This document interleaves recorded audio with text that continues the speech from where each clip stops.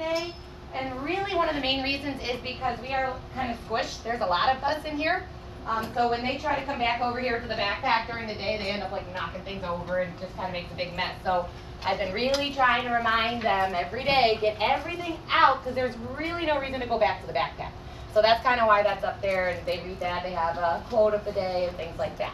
And then as you might have heard right there, because I have to be here so early, I don't get to see my kiddos in the morning at all. So usually right about 8 o'clock, I do give my mom and dad and my kids a call in the morning. So if you were listening in on that was me saying good morning to my 2-year-old and 4-year-old. So they get to hear a little bit of my family good mornings every morning. We are going to actually start with a game that if you were here on Family Math Night, you've seen it already. It's called Close to 1,000. So once we're done kind of going over the directions, if you came with someone, you're going to play the game against who you came with. So you're not going to watch them play, you're actually going to play against them. And whoever wins gets the candy. Parents, you can choose to keep the candy or you can give it to your kiddo. That's up to you. I am going to have them, if nobody came yet, and you know somebody for sure is coming, then you can just hold off a minute. If you know for sure they can't come today, you know they have to work, then you'll play with a different partner, okay? So most of you already at least started one game, London. I don't think you've just started yet. So you should still have a blank copy, right? I think we get it. Okay, then I have extra. Come on. All right, so if you started yesterday, you should still have at least 2, maybe 3 blank spots. You're going to use that, okay, because we're not going to waste paper. Jemiah. What if you don't know exactly if they're coming or not? Then you can start playing with a partner, and then we'll just, when you finish that game, if they do show up, then we'll start a new game with whoever comes. Okay, we'll kind of figure that out as we go. So the name of the game is called Close to 1,000. They've been playing quite a few times in class, so they know how to do it at this point. They should be able to explain it to you, but just to make sure we're all kind of on the same page, let's raise your hand if you think you can give the first step, the very first step. Janae. Nice and loud, so everybody can hear. Shuffle the cards. Shuffle the cards and make sure they're all the right direction. Jemiah. Then you can pick whoever you want to go first. Okay, someone starts first and does what, Jemiah? They pick up 3 cards. They pick up 3 cards, and then Kennedy? They pick up 3 cards and see which order they want to put the numbers in. Like if they get a 5 before the 1, they can either choose to get the highest or the smallest number. Okay, so they get 3 cards, and they're going to put them in the order they want to put them in, trying to get close to 1,000, knowing that they still have to pull 3 more cards to add to those.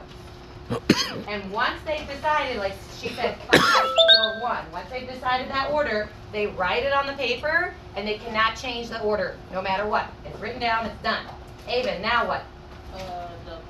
Your opponent from the card. Nice word choice. Now the opponent pulls 3 of their own cards. They pick the order they want to put them in, they write them on the paper, and then what, Dejan? And then you add them together. Not yet, sir. You're skipping a step. You've only pulled 3 cards. Your partner pulled 3 cards, you pulled 3 cards, now it's your turn, and what do you do? So your partner pulled 3 cards, And you pulled 3 cards. Now it's your turn again, what are you going to do?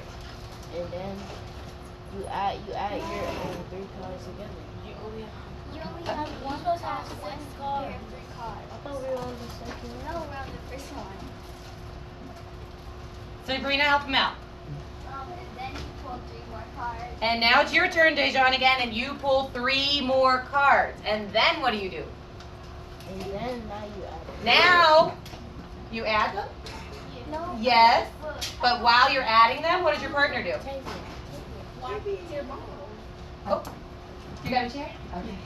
After you pulled your 3 cards, your partner pulls 3 cards. Now you pull 3 more. You figure out the order you want them in to get close to 1,000. You add them up, and what is your partner doing? What is your partner doing while you're adding them up? Staring at the ceiling, looking out the window? What's your partner doing? Karen. Make sure you're doing it like making sure you You have another chair?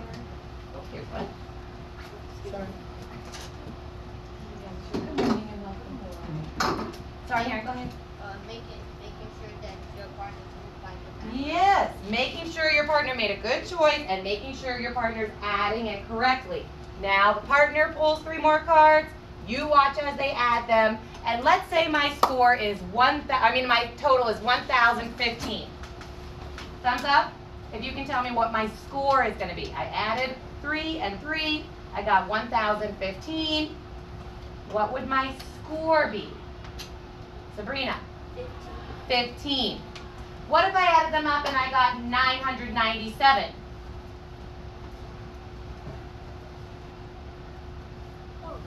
Hurrah. You would put 997 in your score. I'm seeing disagreements. She said 997 would be my score. Ileana, why do you disagree? Because you're supposed to take 1,000 minus 997. Which you can do mentally, right? So what would your score be? 3. 3. So you can go over 1,000, you can go under 1,000. Either way, however far away from 1,000, that is your score. Then after you play 5 rounds, you add them up. Whoever has the lowest score for all 5 rounds added together gets the candy.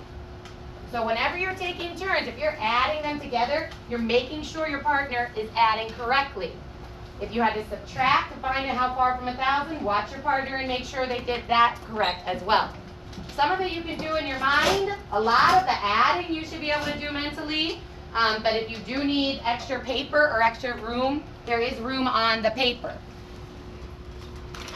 Right here, right here. So if you need a little bit of scratch paper, there is some room on the paper. British. You can use your whiteboard if you really have to, but to be honest, all of this adding, this horizontal adding, you should be able to do that in your head. Okay, so really the only time that you need the paper might be a little bit of the subtraction with the borrowing. So see, test yourself, challenge yourself, see how much of it you can do mentally. Okay?